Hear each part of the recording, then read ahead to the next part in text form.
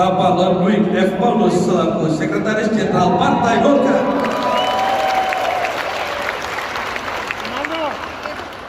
Bapak Dito Ganinduto selaku Bendahara Umum Partai Golkar. Ibu Ripka Haluk, Penjabat Gubernur Provinsi Papua Tengah. Bapak Agus Gumiwang Kartasasmita selaku Wakil Ketua Umum Partai Golkar. Bapak Ahmad Doli Kurnia selaku Wakil Ketua Umum Partai Golkar.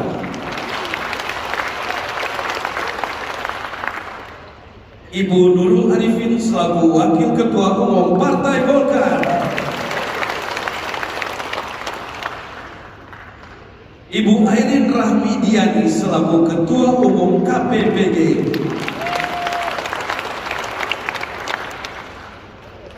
Bapak Ilham Permana selaku Ketua Umum AMPG.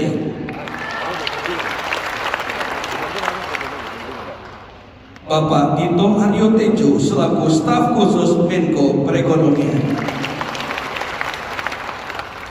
Bapak Bernard Sagrim selaku Ketua Penyelenggara.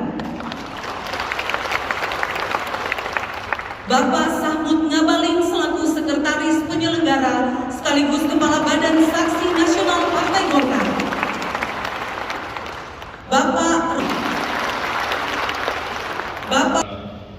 pendahulu yang telah meninggalkan kita semua, terutama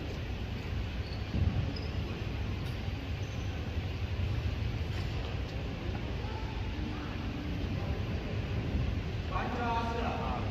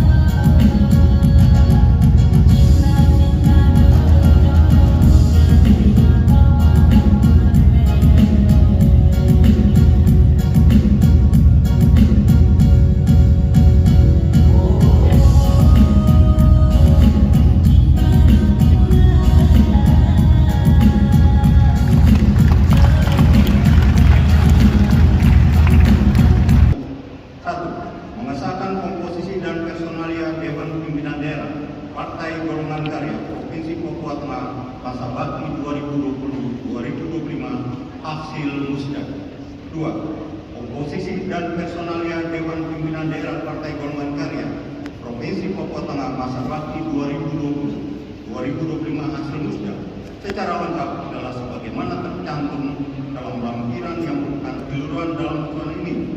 Di kemudian hari akan dilakukan perbaikan sebagaimana mestinya.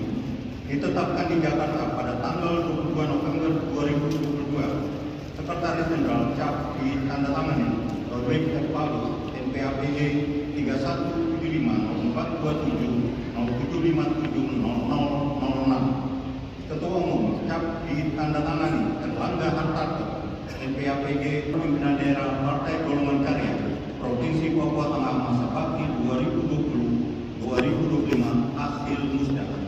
Nomor 1, Ateng Edwai, Ketua.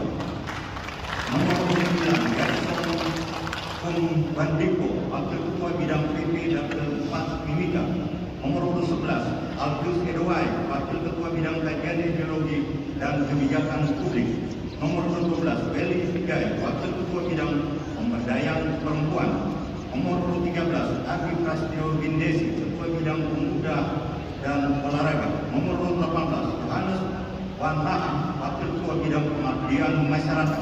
Nomor 19, Obed Totouluti, Wakil Ketua Bidang Tani, Ketua Bidang Hukum dan HAM. Nomor 25, Simpson Jefferson Kayame, Sekretaris. Nomor 48, Yusuf Romeo Asari, Bendahara. Nomor 49 dan seterusnya. Nomor 45, Pan Hasan Mandawir, Biro Penanganan Bencana Alam Sosial dan Daerah Tertinggal. Sekretaris Jenderal CAP ditandatangani Rodrik F. Paulus, NPAPG 3175 042707570006. Ketua Umum CAP ditandatangani Erlangga 491 DPP Golkar 11 Romawi 2022 tentang pengesahan komposisi dan personalia Dewan Pimpinan Daerah Partai Golongan Karya Provinsi Papua Selatan masa bakti 2020. Dewan Pimpinan Daerah Partai Golongan Karya Provinsi Papua Selatan masa bakti 2020-2025 hasil musda.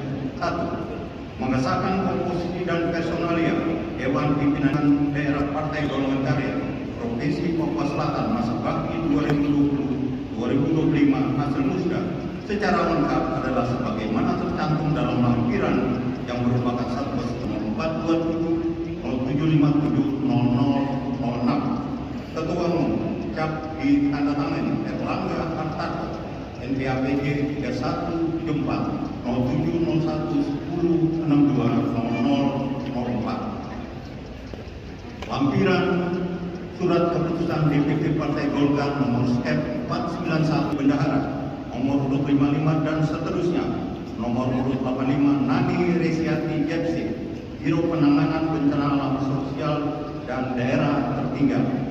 Sekretaris Jenderal CAP ditandatangani Rodrik F. Paulus, NPAPG 3175 04. Pimpinan Pusat Partai Golongan Karya tentang pengesahan komposisi dan personalia Dewan Pimpinan Daerah Partai Golongan Karya Provinsi Papua Barat Daya masa bakti 2020-2025 hasil musda. 1. Mengesahkan komposisi dan personalia Dewan Pimpinan Daerah Partai Golongan Karya Provinsi Papua Barat Daya masa bakti 2020-2025 hasil musda. 2. Komposisi dan personalia Dewan Kondolangit Wakil Ketua Bidang PP Dapil Sorong Selatan. Nomor urut 6 Joyce Kambu, Wakil Ketua Bidang PP Dapil Maibrat Abrau. Nomor urut 7 Max Mahare, Wakil Ketua Bidang Hukum dan HAM. Nomor urut 8 Daniel Itiahu Besi, Wakil Ketua Bidang Pemuda.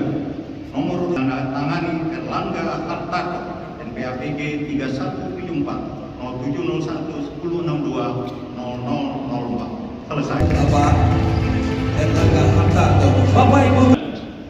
Papua Tengah, Papua Selatan, dan Papua Barat Daya masa bakti 2020-2025, saya perlu menanyakan komitmen Provinsi Papua Pegunungan. Saya ulangi, Papua Pegunungan, Papua Tengah, Papua Selatan, Papua Barat Daya. Terima kasih. Apakah saudara-saudari bersedia mengabdi dan berjuang di bawah panji-panji Partai Golongan Karya? Saya ulangi seluruhnya. Apakah saudara-saudari bersedia mengabdi dan berjuang di bawah panji-panji Partai Golongan Karya? Apakah saudara-saudari bersedia membesarkan dan memenangkan Partai Golongan Karya? Seluruh yang dilantik termasuk pengurus yang berdiri, saya minta untuk ikut membacakan Papua Tengah, Papua Selatan, Papua Barat Daya yang saya ucapkan. Jadi seluruhnya bersama-sama. Dengan rahmat Tuhan Yang Maha, saya berjanji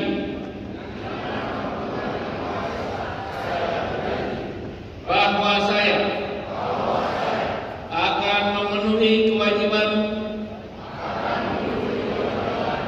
sebagai pengurus Dewan Pimpinan Daerah Partai Golkar ini sesuai dengan provinsinya. Provinsi Papua Selatan, Provinsi Papua Barat Daya, dengan sebaik-baiknya dan seadil-adilnya, seluruhnya, bahwa saya akan selalu menjaga nama baik partai, serta tunduk dan patuh bahwa saya akan bekerja keras untuk mencapai kejayaan partai dalam mewujudkan masyarakat adil dan makmur berdasarkan Pancasila dan undang-undang. Selanjutnya kita ikuti penyerahan panji-panji Partai Golkar.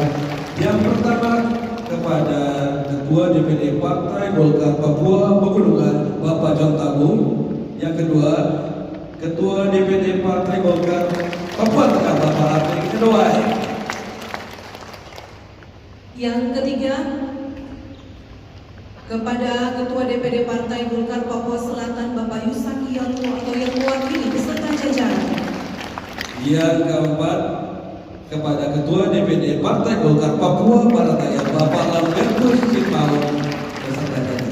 Ketua Umum Dewan Pimpinan Pusat Partai Golongan Karya menyerahkan panji-panji Partai Golkar Saudara Ateng Edowai selaku Ketua DPD Partai Golkar Provinsi Papua Tengah.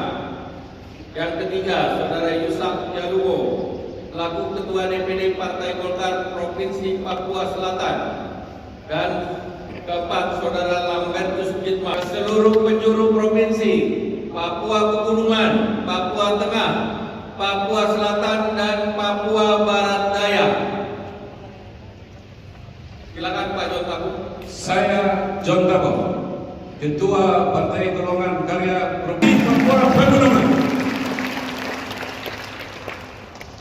Saya Ateng Edowai, Ketua DPD Partai Golkar Provinsi Papua Tengah,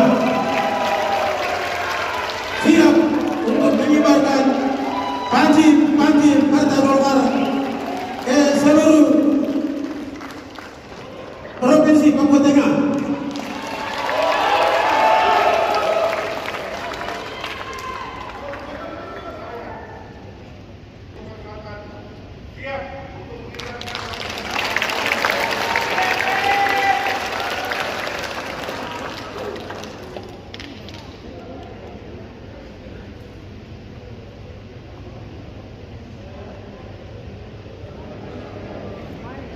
Sebagai Ketua DPD Partai Golongan Karya Provinsi Papua Barat Daya. Siap untuk mengibarkan panji-panji Partai Golongan Karya di Provinsi Papua Barat Daya. Dari ibu kota provinsi, kabupaten kota, kampus-kampus sekalipun, tetap kami jayakan Partai Golkar. Dengan mengibarkan bendera atau panji Golkar, tapi ini juga mari kita sama-sama kibarkan panji Golkar.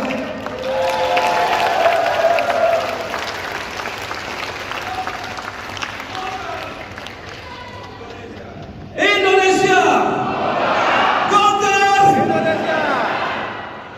Erlangga, Presiden.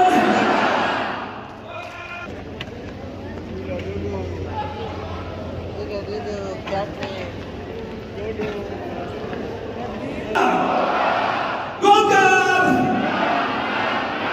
Erlangga, Presiden.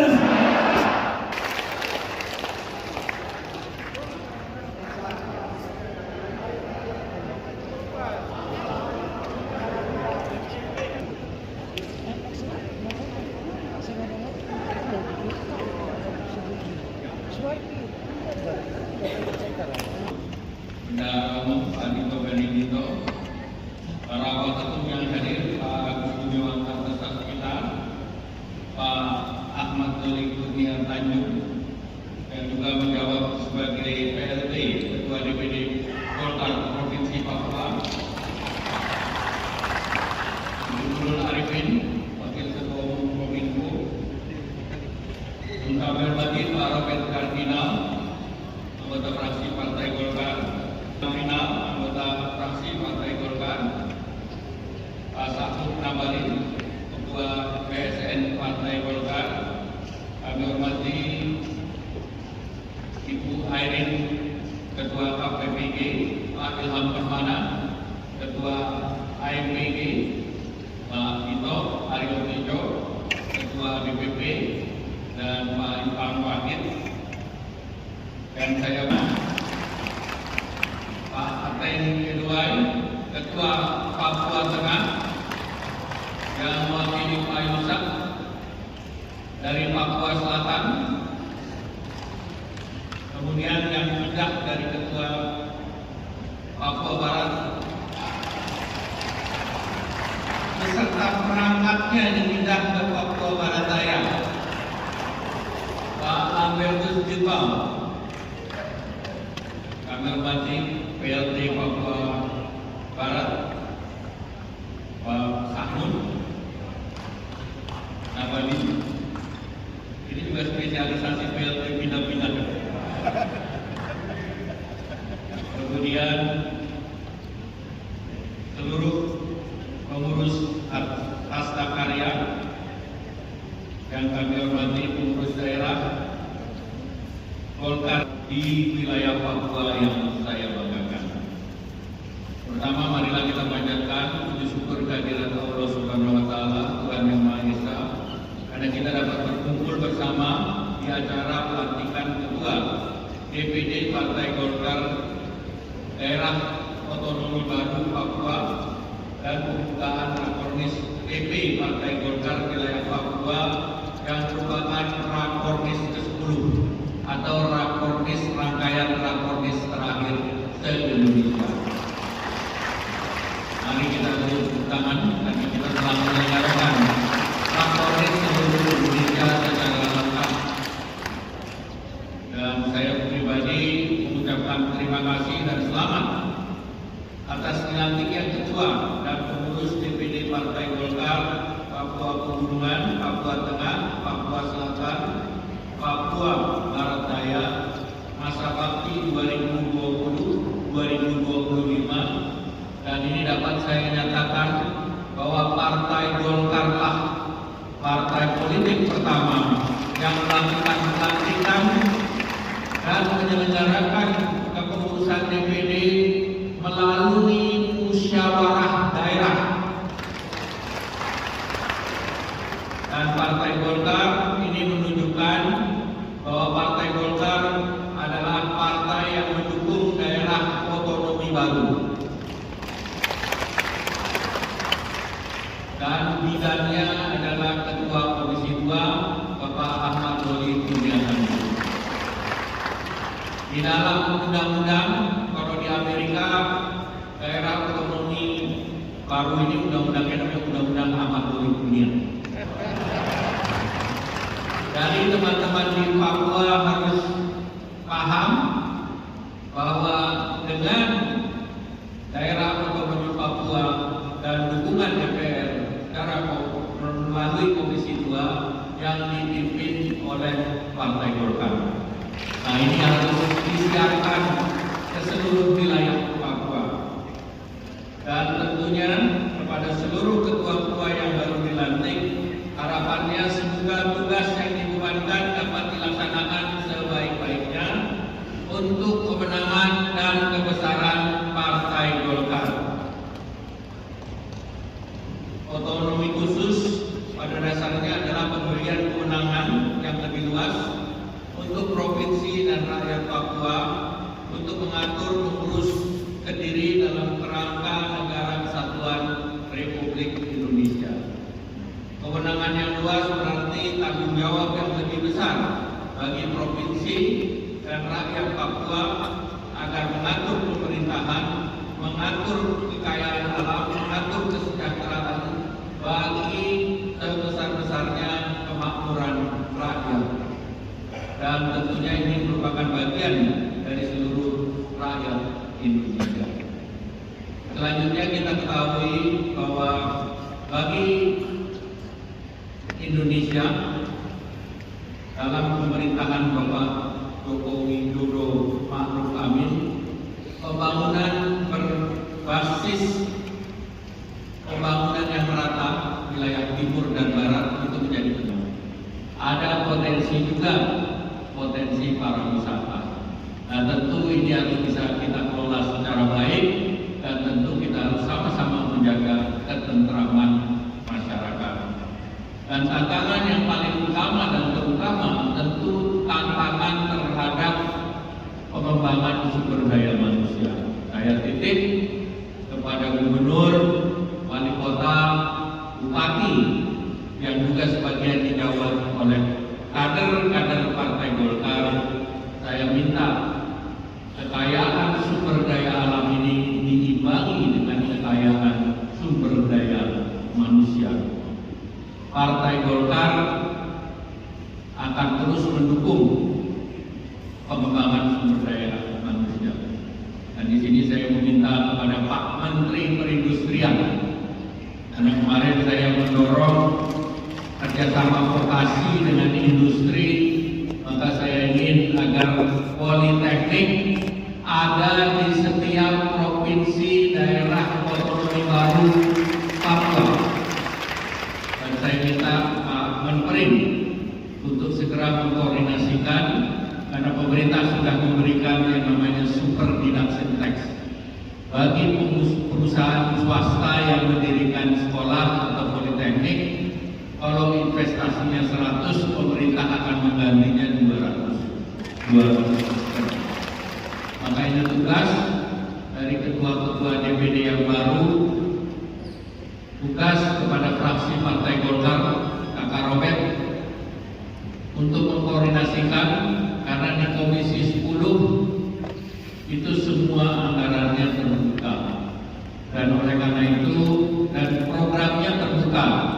Ada yang namanya Kampus Merdeka, artinya program bisa dikelola oleh industri atau swasta dan dipayungi dengan program Kampus Merdeka. Kita akan dorong pendidikan ini berbasis vokasi dan politeknik. Dengan demikian lulusan bisa menjadi cepat. Kalau politeknik lulus tahun pertama bisa kerja, lulus tahun kedua bisa kerja, lulus tahun ketiga bisa kerja. Ini yang menjadi tujuan untuk pengembangan di daerah otonomi baru di Papua. Selanjutnya tentu mengapa pemerintahan Pak Joko Widodo membangun ibu kota Nusantara yang baru. Tentu dengan ibu kota di Jawa. Maka perekonomian kita 58% PDB itu ada di Jawa. Nah, kita ingin agar pertumbuhan yang lebih merata di tengah. Kalau kita pindahkan ini ke IKN, maka kita yang berada di Papua bangun jam 7 di Jakarta masih tidur karena masih jam 5 pagi. Maka tentu kita akan mulai bekerja secara nasional 1 jam lebih awal daripada ibu kotanya di Jakarta. Dan tentu matahari terbit dari timur, kita bangun lebih pagi, kita bersaing dengan global lebih pagi lagi. Dan pasti kita bisa bersaing dengan negara sekitar kita di ASEAN. Karena kalau kita di ibu kota baru, Indonesia bekerja mulai jam 8 di ibu kota Papua, di ibu kota negara. Singapura pun bangunnya sama, Hong Kong pun bangunnya sama. Jadi kita bersaing dengan negara-negara di Asia Tenggara. Karena kalau tidak, mereka sudah bangun, mereka sudah menjual produk, sudah dibeli oleh negara lain 1 jam lebih awal dari kita. Maka kita akan lebih secara waktu dan secara lokasi akan lebih dekat, sehingga pertumbuhan akan lebih merata lagi. Itu salah satu hal yang mendorong mengapa ibu kota baru itu menjadi penting. Dan dari ibu kota baru ke Timika ini 2,5 jam.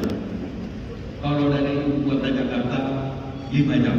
Jadi kita akan save setengah perjalanan untuk membangun wilayah Papua. Terkait dengan pelaksanaan pemilu, tentu pileg dan pilpres menjadi penting. Saya tahu kader-kader di wilayah Papua ini siap jadi gubernur, siap jadi bupati, siap jadi wali kota. Betul? Siap? Suaranya kencang. Tapi saya ingatkan, pilkada masih lebih belakang daripada pileg dan pilpres. Jadi menangkan pileg dan pilpres dulu. Siap? Aku? Ini saya bacakan. Target Papua itu 1 kursi ya Pak Duli, DPR RI. Minimal 1 dapil 1 kursi. Dari 1 dapil 1 kursi, dari 6 dapil minimal 6 kursi. Tetapi saya dengar Papua Pegunungan, mana Papua Pegunungan? Pak Dontabu ini katanya siap untuk 2 kursi, 7 menjadi 36. Betul ya? Ya? Oke, Papua diketok. Papua Tengah, DPRD provinsinya dari tidak ada, karena pemekaran baru pasti tidak ada, menjadi 8 kursi. Siap? Siap? Siapnya lemes nih. Papua Tengah siap? Alhamdulillah. Papua Selatan, target DPRD provinsinya 6. Siap? Target DPRD kabupaten kota dari 10 jadi 17. Takut? Udah punya gubernur masih gak siap juga. Kemudian DPRD kabupaten 8. Kalau Papua daerah daya saja terlalu gampang Pak buat Pak Robert. Kemudian target DPRD provinsinya menjadi 9. Dan target kabupaten kota dari 29 menjadi 38. Siap Pak Lambert? Bu Silvi? Kompak bener nih Pak Lambert dan Bu Silvi. Sama-sama pindah dari barat ke barat daya. Jadi itulah target-target Papua, target secara nasional DPR RI-nya dari 2 menjadi 8. Kita beri tepuk tangan. 14 naik 400% menjadi 60 dan DPRD Kabupaten dari 119 menjadi 237. Nah, ini kita butuh kerja keras, kerja bersama, dan kita butuh untuk bersatu. Tidak ada ribut-ribut lagi. Kita konsolidasikan. Setuju? Kita sudah di tahun politik, pemilu kurang dari 1 tahun. Bahasa Jawanya the clock is ticking. Waktu sudah bergerak, sehingga waktu ini harus kita, apalagi kalau waktu bergerak, yang pertama bergerak dari wilayah timur, dari Papua. Pemilu pertama juga nyobrosnya pertamanya di Papua. Oleh karena itu saya mau kemenangan pertama saya dengar dari Provinsi Papua, bumi Papua. Sudah waktunya Papua menguning kembali. Partai Golkar sudah menanam untuk mendukung pemekaran daerah otonomi Papua. Saya berharap yang nanam yang panen. Partai Golkar akan dorong di wilayah Papua Selatan menjadi lumbung pangan nasional. Partai Golkar juga dorong agar transportasi logistik akan terus lebih baik di wilayah Papua. Apalagi Bapak Presiden telah membangun jalan Trans Papua. Ini tentu akan menghubungkan secara fisik wilayah-wilayah Papua, tapi juga kita akan dorong transportasi laut yang secara logistik juga akan baik.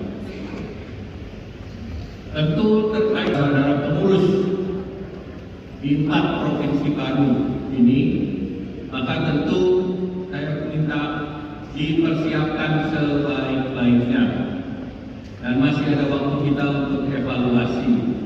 Dan evaluasi ini saya minta untuk wilayah Papua. Dan tentu calon legislatif DPP pun akan terus mendengar agar target-target yang luar biasa ini kita bisa capai. Oleh karena itu, nanti dalam penyusunannya saya minta seluruh masukan yang ada untuk kita terap, dan memang kita kembali ke nomor menangkan pilkada setelahnya. Pilkada target kita 60%, tapi dengan angka-angka yang tadi kemungkinan target kita naik ke 70%, khusus di wilayah Papua. Oleh karena itu, tentu kita harus kerja-kerja dan kita menjadi bagian daripada program khusus di Papua. Tentu harga transportasi yang tinggi, terutama transportasi udara. Udara itu dari biaya aftur. Nah, saya minta kepada Menteri SDM untuk mencari cara agar biaya aftur bisa dikurangi, karena ini adalah jembatan bagi saudara kita di wilayah Papua untuk bertransportasi. Nah, tentu saya juga ingin mendorong terkait dengan ketersediaan bahan pokok yang terus menjadi perhatian pemerintah, dan yang ketiga tentu tersedianya lapangan kerja. Bupati, wali kota, gubernur, saya berharap untuk mendorong investasi. Saya bicara dengan Pak Robert, ada KIK Sorong, beberapa wilayah untuk terus membangun ekonomi agar ekonomi kita tidak 100% tergantung kepada hasil tambang. Kita perlu carikan kegiatan-kegiatan ekonomi lain yang melibatkan masyarakat banyak. Nah, inilah yang harus kita pikirkan selaku partai politik yang insya Allah akan menjadi partai pemenang di tahun 2020. Saya minta seluruh pasukan kita, pasukan infanteri, untuk merekrut anggota-anggota baru, sosialisasikan calon-calon, baik itu calon presiden, calon legislatif dari Partai Golkar, dan tentu kerjasama antara caleg pusat, caleg provinsi, caleg kabupaten kota harus kerjasama yang saling mendukung, bukan kerjasama yang saling mematikan. Jadi ini menjadi catatan, kita harus kerja bersama. Kalau kita menang, banyak yang bisa kita lakukan. Kalau tidak menang, kita nunggu pengasihan yang baru. Oleh karena itu, sebaiknya kita menang. Setuju? Kalau kita menang, kita menentukan nasib sendiri. Selain menentukan nasib sendiri, kita juga mendorong agar nasib bangsa ini bisa sejahtera. Kita lebih baik kita yang menyejahterakan rakyat daripada kita tunggu yang lain untuk menyejahterakan rakyat. Setuju? Ya? Alhamdulillah. Saya ingin akhiri dengan pantun. Pertama, jalan cepat ke Raja Ampat, bawa bekal nasi ketupat. Mari merapat ke nomor 4, pilihan hebat yang paling tepat.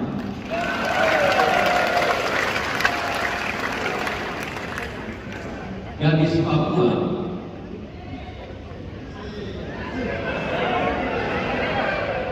kalau gadis pada semangat. Gadis Papua sungguh memikat. Kalau disapa, senyumnya lepas.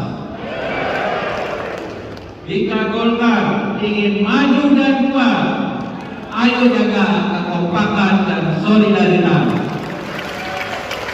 Terima kasih. Shalom.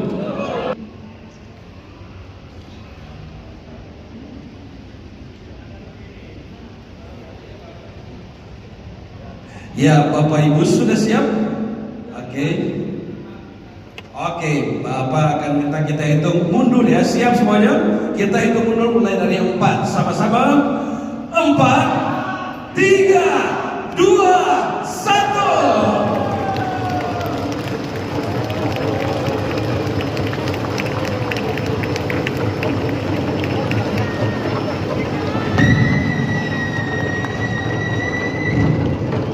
Dengan ini rapat koordinasi teknis dan bimbang teknis legislatif pemenangan pemilu Partai Golkar wilayah Tanah Papua resmi dibuka. Untuk Bapak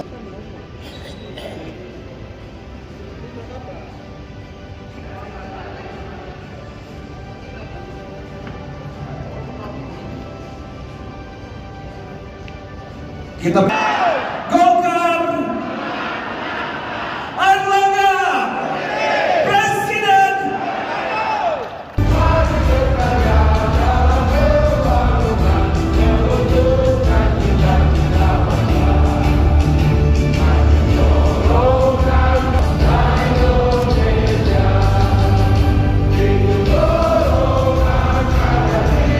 Papua Pegunungan, Papua Barat Daya, dan Papua Tengah periode 2020-2025.